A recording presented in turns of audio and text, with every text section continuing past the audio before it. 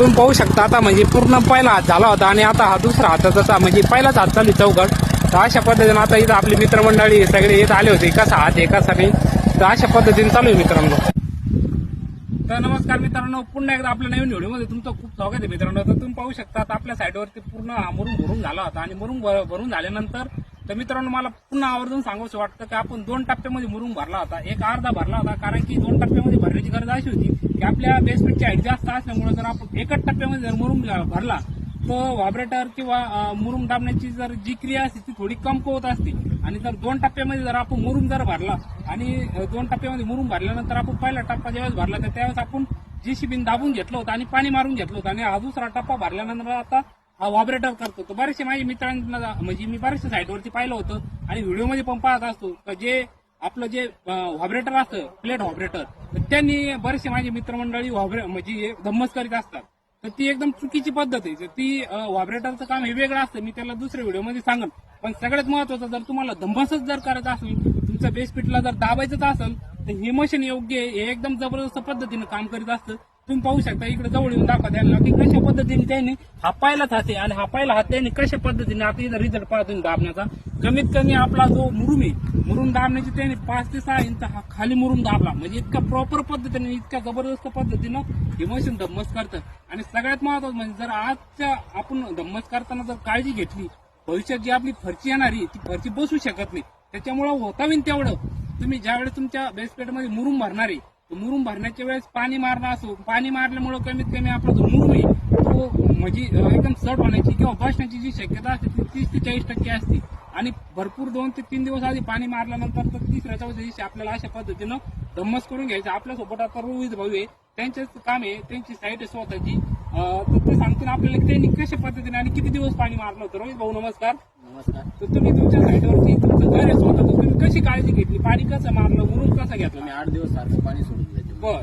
आणि ज्यावेळेस पाणी सोडलं तर मशीनने बी काही JCB दाबून वगैरे आणि घेतलं? आधी जेव्हा पहिल्या टप्प्यात गेलं तेव्हा JCB जेवढं होईल तेवढं दाबून घेतलं बरोबर. तेव्हा पाणी सोडून. नंतर आता पण पाणी सोडलं. तर ठीक आहे मित्रांनो, अशा पद्धतीने आपण प्रत्यक्षात आता जे मालक आहे घर मालक त्यांच्या तोंडून ऐकलं की त्यांनी कशा प्रकारे काळजी घेतली, जेणेकरून त्यांनी जर म्हणजे भविष्यामध्ये ज्यावेळेस आपला बंगला तयार होणार राहतो तर तो बंगला तयार होताना आपण जे खाली फरची बसवतो ती एकदम महागडी असती, खर्चिक असती. तर आतापासून जर आपण काळजी घेत चाललो तर पुढे चालून भविष्यात आपल्याला कुठला प्रॉब्लेम येणार नाही. आणि सगळ्यात महत्वाचं म्हणजे आता आपल्याला जो धम्मसवाला आहे त्या धम्मसवाल्याची माहिती घ्यायची, जेणेकरून कोपरगाव तालुका असेल, वाजेपूर तालुका असेल किंवा कन्नड तालुका असेल, अशा प्रत्येक 3ही तालुक्यामध्ये त्यांचं धम्मस काम चालू असतं. त्यांच्या स्वतःच्या 2 गाड्या आहेत, 2 धम्मस आहे.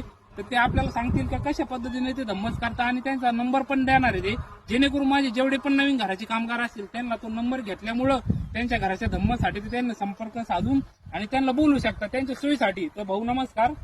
तर भाऊ तुम्ही आता नेमकं तुमचे वडील असेल तुम्ही असेल तर हा म्हणजे धम्मसचं काम तुम्ही किती दिवसापासून करता? आम्ही जवळपास 10 ते 12 वर्षापासून हे काम करतो. म्हणजे इतका अनुभव आहे, इतका जबरदस्त मशीन आणलं होतं त्याने. तर तुम्हाला मी आवर्जून पुन्हा सांगतो, हे जे मशीन आहे ह्या मशीनचा टोला जो तिची दाबण्याची जी क्षमता आहे ती 1 ते 1.5 टना लोक हा तिचा टोला मारित असतं, दाबीत असतं. तर आपण मानूया समजा आपल्या हातानं आपण किती बी धम्मस केला तर 50 ते 60 किलोच्यावर आपण तो बोजा दाबू शकत नाही. तर या मशिनीमुळं 1 ते 1.5 टनाचा टोला मारित असतो. हा भाऊ सांगा. आम्ही याचा डबल हात घेत राहतो. पहिल्यांदा सिंगल हात नंतर डबल हात मध्ये लेवल होऊन जाते. ते आम्हाला जर दगडाची पिचिंग करायची असो नाही तर डायरेक्ट गाडी जरी मारायची असली तरी लेवल मध्ये करायला बरोबर. म्हणजे 2 हात घेत असं. आता हा आपला पहिला हात आहे, याच्यावर अजून एक दुसरा हात येणार आहे. म्हणजे पहिल्या हाताला कमीत कमी आपलं 4 ते 5 इंच खाली दाबला आणि दुसऱ्या हाताला नाही काही तर 2 ते 3 इंच दाबणार. म्हणजे एकूण 6 इंच आपला हा दबत असतो. हा तर दादा आपले जेवढे मित्र असतील त्यांना जर तुमच्या संग संपर्क साधायचा असेल, त्यांच्या घराचा धम्मस करायचा असेल तर त्यांच्यासाठी तुम्ही एकदम सोप्या पद्धतीनं आणि एकदम जबरदस्त नंबर देऊन टाका, जेणेकरून आपले मित्र तुम्हाला संपर्क साधून त्यांच्या घराचं काम व्यवस्थित करून घेतील. नंबर आपला थोडं द्वारे सांगा म्हणजे त्यांना ऐकायला येईल. 93 56 74 92 40 तसं आम्ही तुम्हाला स्क्रीनवर पण देऊन टाकू नंबर. बरं ठीक आहे. तर अशा पद्धतीने मित्रांनो तुम्ही तुमच्या घराला ज्यावेळी धम्मस करणार आहे तर अशा पद्धतीचा धम्मस वापरत जा, जेणेकरून जो प्लेट धम्मस असेल, जो प्लेट व्हायब्रेटर असतं त्याचं काम वेगळं असतं आणि याचं जे काम आहे याचं काम आहे फक्त दाबण्याचं काम आहे. प्लेट व्हायब्रेटरचं दाबण्याचं काम नाही, त्याचं काम वेगळं आहे. मी ते तुम्हाला पुढल्या व्हिडिओमध्ये नक्कीच सविस्तर सांगणार आहे, जेणेकरून माझे जेवढे मित्र असतील जेणेकरून नवीन घर बांधणारे असतात त्यांना अनुभव नसतो त्या गोष्टीचा.